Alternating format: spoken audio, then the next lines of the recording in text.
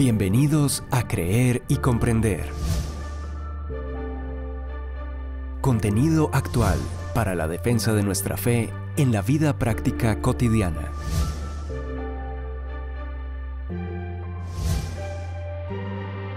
Un tiempo de aprendizaje junto al autor, conferencista y apologista Arturo Rojas.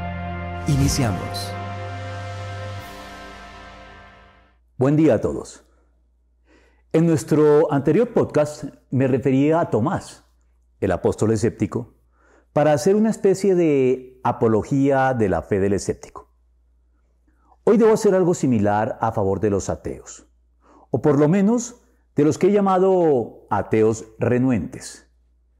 Y como siempre lo hago también, a riesgo de ser molesto para algunos, pero en la convicción bíblica de que el obrero es digno de su salario, quiero recordar a quienes aprecian estos contenidos y desean apoyar el trabajo y esfuerzo que requiere su elaboración, que pueden hacerlo con su contribución mediante transferencia o consignación a la cuenta de ahorros Bancolombia, cuyo número aparece en pantalla.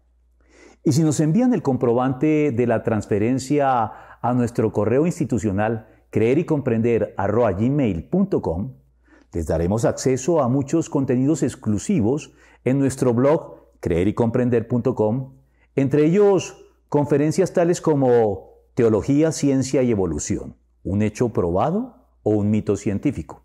O ¿Cuál Jesús?, denunciando las distorsiones de la persona de Cristo. También artículos como El poder de la palabra, Los cuatro amores o El movimiento de autoayuda. Y estudios bíblicos como las ataduras generacionales, la murmuración, el microbio más mortífero y los tiempos de la ignorancia, entre otros tantos. Todos ellos elaborados para nuestros donantes, incluyéndolos en la correspondiente y selecta lista de difusión en WhatsApp abierta para este propósito. Retomando nuestro tema, debo comenzar por aclarar algunos asuntos alrededor del ateísmo, muy presente siempre en nuestro entorno cultural actual. Para ello, quiero contarles que tuve que pensar mucho para ponerle un título a este podcast. En un principio pensé en titularlo La fe del ateo. Y es que, aunque suene contradictorio, los ateos no carecen de fe. En primer lugar, porque como lo he explicado en otros podcasts, cuando se niega a Dios, como lo hacen los ateos, se genera un vacío muy grande que debe ser llenado con algo que le confiera sentido y significado a la vida del ateo y le permita sortear el resultado inevitable del ateísmo cuando lo llevamos hasta sus últimas consecuencias: la desesperación existencial y el suicidio. Así que aquello que le confiere sentido a la vida de los ateos medianamente reflexivos y les ayuda a expulsar al suicidio de sus opciones para no tener que considerarlo, se convierte entonces en su Dios y configura en sus vidas alguna clase de fe y algún tipo de religión sustituta de las religiones tradicionales, propiamente religiosas, si me permiten la redundancia, con el cristianismo a la cabeza. Y en segundo lugar, porque en el campo de la apologética en el que me desenvuelvo, es común referirse también a la fe del ateo para señalar con mordacidad que para ser ateo se requiere mayor fe que para ser cristiano, pues implica afirmar algo, la inexistencia de Dios, en contra de todas las evidencias a su favor. Por eso, por esta variedad de significados que puede adquirir la expresión la fe del ateo, terminé desechando este título para referirme a los contenidos de este podcast. Además, contra todo pronóstico, mi intención no es hablar aquí de manera peyorativa o en tono de denuncia de la fe del ateo, sino a favor de los ateos, pero no de todos los ateos, sino de los ateos renuentes. La definición de renuente es la de una persona que está poco dispuesta a hacer una cosa que se le dice o manda. Para poner entonces en contexto este podcast, debo referirme a un pasaje bíblico del Evangelio que dice así: ¿Qué les parece?, continuó Jesús.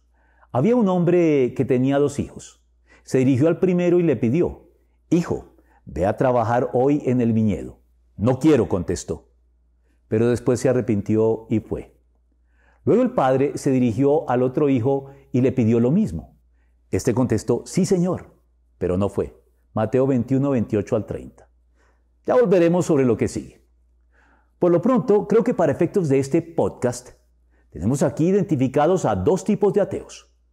En primer lugar, el ateo renuente, el que no quiere tener en cuenta a Dios y lo dice de frente, el que se muestra abiertamente en contra de lo que se le pide hacer, pero que, curiosa y sorprendentemente, al final, de forma callada y sin alardes de ningún tipo, lo termina haciendo. Y el segundo, el ateo práctico. Ese es el que dice sí a todo, el que afirma creer en Dios y obedecerlo de labios para afuera, pero que en realidad y en la vida práctica no lo tiene en cuenta para nada y vive como si Él no existiera. Los ateos renuentes se encuentran en este caso representados por los cobradores de impuestos y las prostitutas, los oficios más abierta y descaradamente contrarios a los mandamientos de Dios en el contexto judío de la época. Los cobradores de impuestos eran vistos como despreciables traidores a la patria, colaboracionistas con el imperio romano que oprimía a Israel, y que a su ya imperdonable traición añadían también la corrupción por la que se enriquecían a manos llenas a costa de la desgracia de su propio pueblo. ¿Y las prostitutas? Bueno, ellas arrastraban con mayor intensidad dentro del pueblo de Israel, con sus elevados estándares morales, el estigma que siempre han tenido que arrastrar a lo largo de toda la historia humana. Ambos grupos eran vistos como personas que le daban la espalda a Dios de manera descarada y hasta desafiante. Y los ateos prácticos serían aquí los fariseos y doctores de la ley, con sus poses altivas y sus apariencias de piedad y de corrección doctrinal y ética, que en realidad honraban a Dios de labios para afuera, pero cuyo corazón estaba muy lejos de Él, como el propio Señor Jesucristo se los dijo en cierta ocasión.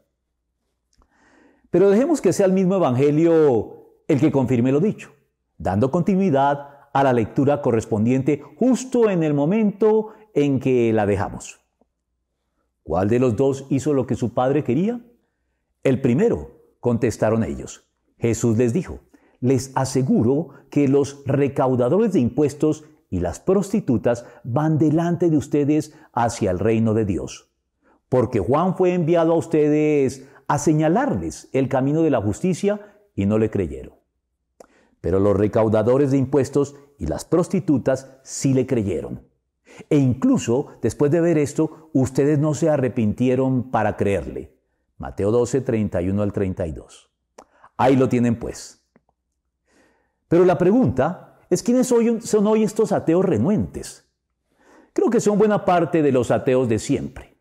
Aquellos que niegan a Dios, pero que luego no quieren vivir de manera consecuente y consistente con esta negación. Aclaremos que ningún ateo puede vivir de manera consecuente y consistente con su ateísmo. Esto está ya demostrado con suficiente solvencia desde el punto de vista de la lógica y la razón. Los únicos ateos que viven de manera consecuente y consistente con su ateísmo son, paradójicamente, los que deciden no vivir más.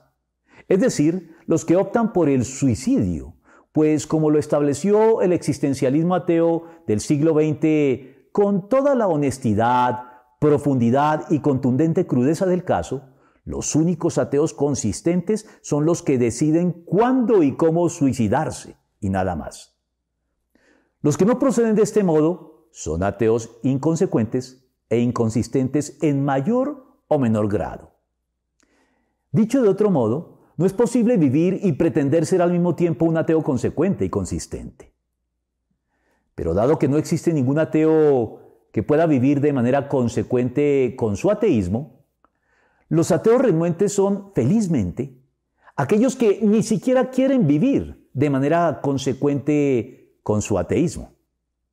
Aquellos que al final viven en abierta contravía con su ateísmo. Creo que fue también a estos a los que se refirió el Señor cuando dijo: el que no está contra nosotros está a favor de nosotros. Marcos 9:40. Aquellos ateos que aún negando a Dios se sienten, sin embargo, impulsados y hasta obligados a defender, a promover e incluso a sufrir por la justicia, por la verdad, por la libertad, por la responsabilidad, por la compasión, por la dignidad humana o, en síntesis, por un mundo mejor. Porque todos los que lo hacen de este modo están a su pesar y, aunque no sean conscientes de ello, sirviendo a los intereses de Jesucristo y están, por lo tanto, y hasta cierto punto, a favor de Él, aunque sobre el papel pretendan no estarlo. Incluso haciéndolo en perjuicio propio, pues lamentablemente sabemos por el Evangelio que las buenas obras por sí solas no le garantizan a nadie el favor de Dios con miras a la salvación, sino que esto solo se obtiene por medio de la fe en Él.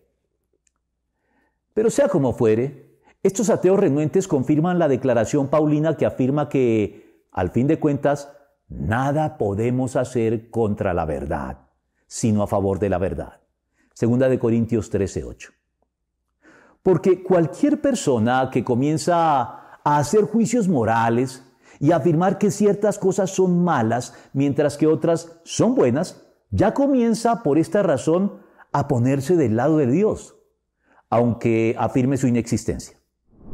Y les guste o no, todos los ateos, en mayor o menor grado, no pueden evitar emitir juicios morales, incluso en el caso de que sean juicios morales equivocados. Pues el punto es que, si fueran ateos consecuentes, ni siquiera deberían hacer juicios morales. De hecho, ningún ser humano puede evitar hacerlo, más temprano que tarde. Y esto es muy significativo, porque si el naturalismo fuera cierto, y la naturaleza fuera, en efecto, todo lo que existe, sin que haya un Dios más allá de ella, entonces el hecho de que los juicios morales estén presentes en donde quiera que haya seres humanos es algo inexplicable que desafía constantemente al naturalismo. C.S. Lewis abordaba este asunto señalando que siempre que razonamos sobre cualquier cosa, terminamos haciendo juicios morales. De manera que, así como nuestra capacidad de razonar no puede ser explicada de ningún modo como un producto del azar evolucionista ocurrido en una naturaleza impersonal, con mayor razón, los juicios morales levantan ante el naturalismo la misma dificultad que cualquier otro pensamiento. Dicho sea de paso, es por todo esto que nuestra moralidad es un argumento inobjetable a favor de la existencia de Dios. De tal suerte que, como también lo señaló C.S. Lewis, si el naturalismo es cierto, no podríamos hablar nunca de auténticos deberes que nos obliguen a todos, sino únicamente de opciones, gustos y preferencias personales, y nada más. En otras palabras, si la naturaleza es todo lo que existe y la moralidad es una ilusión inventada por nosotros mismos, no podemos entonces establecer ninguna diferencia entre nuestros deberes y nuestras meras preferencias o gustos personales. Y es aquí donde muchos de los ateos que suscriben el naturalismo se convierten en ateos renuentes, pues terminan siendo inconsecuentes y refutándose a sí mismos, pues, como lo sentencia C.S. Lewis, un momento después de haber defendido que el bien y el mal son ilusiones, los encontrará exhortándonos a trabajar para la posteridad, a educar, a hacer la revolución, a transformar, a vivir y morir por el bien de la humanidad. Ante la injusticia, tiran todo el naturalismo por la borda y hablan como hombres de genio. Conocen mucho más de lo que piensan que conocen.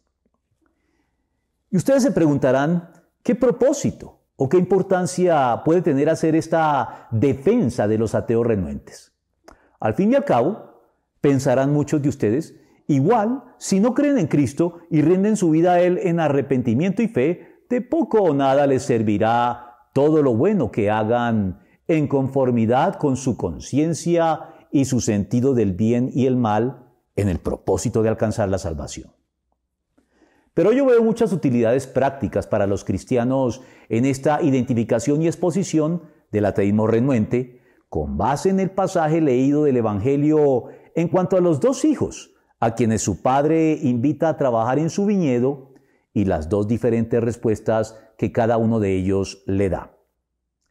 En primer lugar, que al igual que los cobradores de impuestos y las prostitutas del primer siglo en Israel, nunca sabemos cuándo, en contra de todas las expectativas, estos ateos renuentes dejarán su renuencia de lado y se rendirán a Dios en la persona de Cristo, como lo hizo, por cierto, uno de estos ateos renuentes a quien he venido citando en este podcast repetidamente.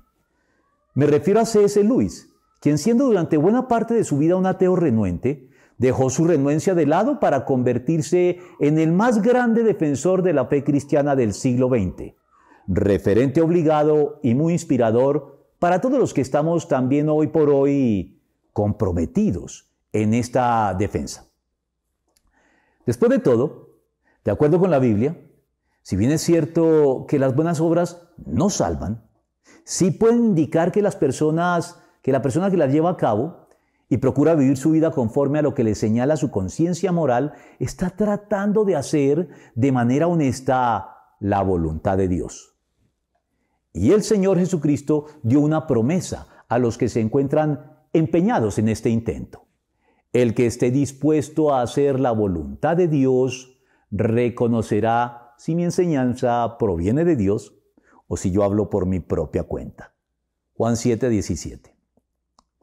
En segundo lugar, la existencia de un significativo número de este tipo de ateos renuentes en el mundo, incluyendo entre ellos a los muy mediáticos personajes designados como nuevos ateos, con Richard Dawkins a la cabeza, considerados por muchos hoy por hoy como la bestia negra del cristianismo, que hacen a su pesar la obra de Dios en el mundo y le prestan un servicio a su causa con todo y atacar al cristianismo al mismo tiempo que defienden muchos aspectos de la moralidad cristiana, resistiéndose, eso sí, a relacionarla con el cristianismo, sino fundamentándola únicamente en lo que nos dicta la razón, demuestra que Dios no ha renunciado a su gobierno en el mundo y que se sirve incluso de los paganos que lo niegan o lo atacan para llevar a cabo a través de ellos su agenda en el mundo.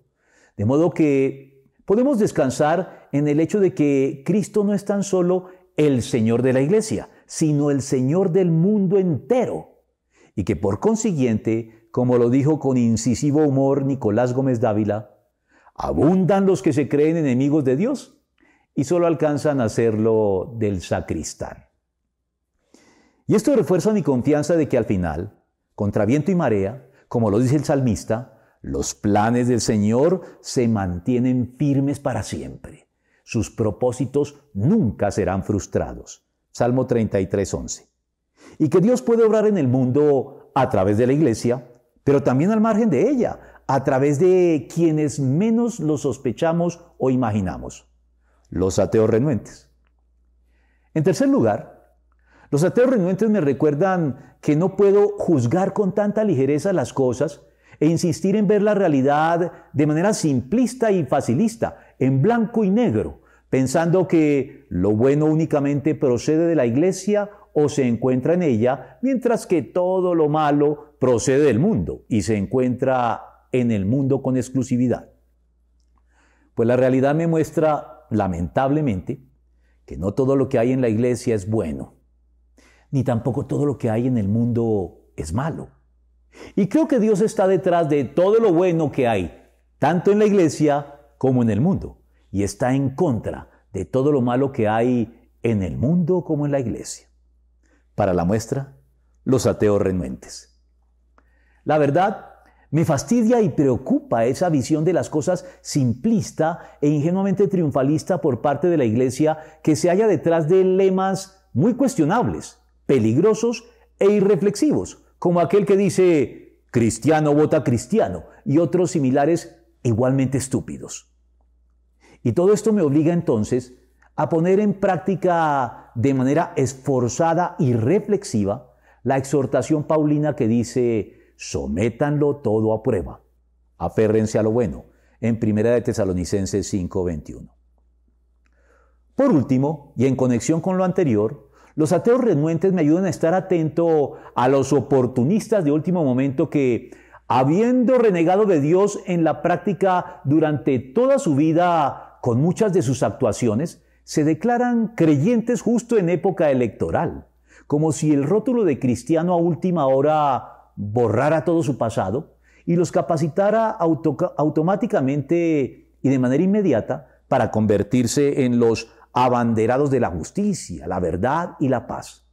Yo, lo confieso, prefiero a un ateo renuente que a uno de estos ateos prácticos de toda la vida que, profesando creer en Él, han vivido como si Dios no existiera y a última hora quieren hacer valer su presunta creencia en Dios con fines netamente electorales. Y también prefiero a un ateo renuente, pero preparado para gobernar, que a un creyente auténtico, pero caído en paracaídas en la política, sin la preparación ni la capacidad para gobernar. Y para no adentrarme más en estos espinosos temas, solo deseo llamar su atención al hecho verificado en la historia de regímenes políticos de derecha que, afirmando actuar en nombre de Dios, pero negándolo en la práctica, es decir, ateos prácticos, rivalizaron en crueldad, injusticia y perversidad con regímenes formalmente ateos de izquierda. Me estoy refiriendo, por una parte, a Hitler y el nazismo alemán, y a Stalin y el comunismo soviético. A raíz de esto, he llegado a convencerme de que el ateísmo no es un rasgo necesario, o por lo menos exclusivo de la izquierda, no solo porque existen cada vez más cristianos que militan en la izquierda y defienden sus banderas de manera reflexiva, con motivaciones neta y auténticamente bíblicas, sino porque en la derecha existen muchos ateos que, sin negar a Dios y pretendiendo hablar en su nombre, viven como si Él no existiera. Se los dejo una vez más para que piensen en ello, en preparación para nuestro próximo podcast, que girará alrededor de un tema muy actual: las teorías de conspiración. Nos veremos entonces pronto. Mientras tanto, no olvides suscribirte a nuestro canal, hacernos saber si te gustó y compartirlo con tus contactos. Hasta la próxima ocasión. Saludos a todos.